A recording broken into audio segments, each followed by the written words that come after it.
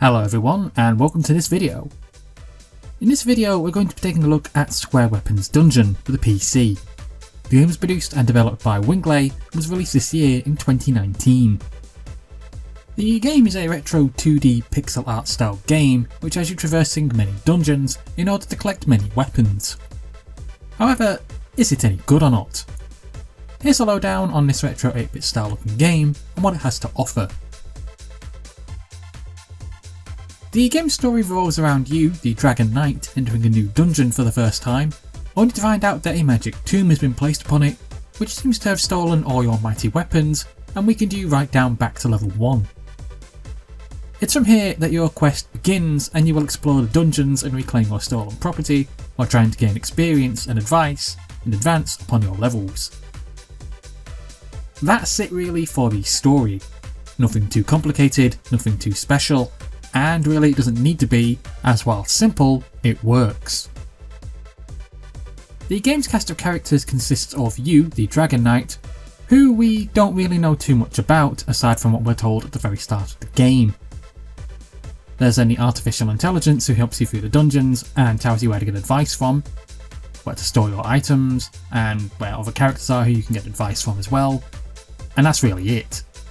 There's a skills master who can also help you regain your lost special abilities, and a few other characters placed later on in the game as the deeper you progress into the dungeon.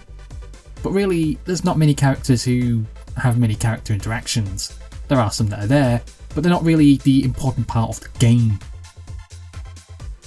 The gameplay of Square Weapons Dungeons looks and feels like that of past games from the 8-bit era. So imagine Alex the Kid in Shinobi World and then combine that with ghouls and ghosts, and this is a little bit like what the end product would be.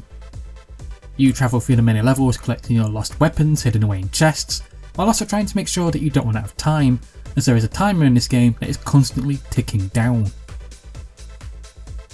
In this game you're going to have to platform your way through deadly traps, monsters, bosses and many more in order to survive. Appearance wise, the game is rather nice for what it is. The game is meant to be a type of homage to those old classic 8-bit style platformers that you could play on the Sega Master System and Nintendo Entertainment System. So whilst the game's graphics may look basic in appearance, it's when you do put them together with the amazing 8-bit style retro music and the gameplay that you get a fantastic game, which really does feel like it would be perfectly suited to be played on the Master System or NES. Personally, I love the game's graphics because, together with the music and the general feel of the game, it does feel as if I'm playing on one of those old consoles again from when I was younger. So in that sense, the game's graphics do a perfect job of recreating that look and feel of games from that past period. The levels are split up into many stages, where each stage is different as the game is meant to be roguelike based environments. Stage 1, for example, should be different on practically every playthrough.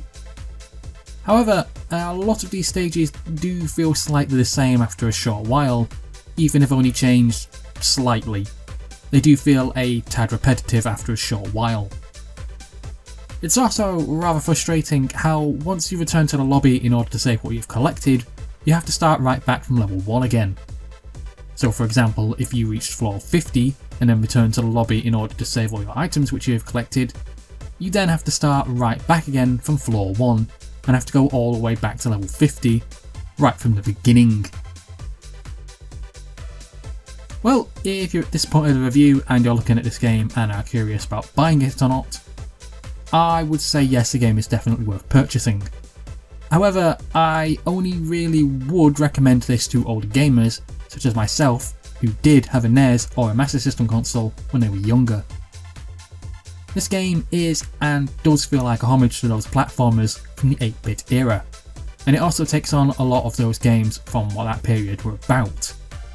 So I doubt many newer gamers of today would appreciate this title for what it is. I could be wrong and newer gamers of today could try this game and they could really like it, but personally I do just feel like this game is made for old gamers such as myself who will appreciate it more for what it is and what it has to offer. Square Weapons Dungeons is a nice retro style game that, whilst not perfect, does do a brilliant job of recreating that look and feel of games from the NES and Master System era. I really like the game for what it is, and I found it really enjoyable seeing just how much I could go deeper into the many flaws that the game has to offer. Would I recommend Square Weapons Dungeons? I would, but really I think it's mostly aimed at older gamers such as myself. So think 30 to 40 age range, and that's probably your targeted area. Well, that's it for this review guys. Thank you for listening, thank you for watching, and please subscribe.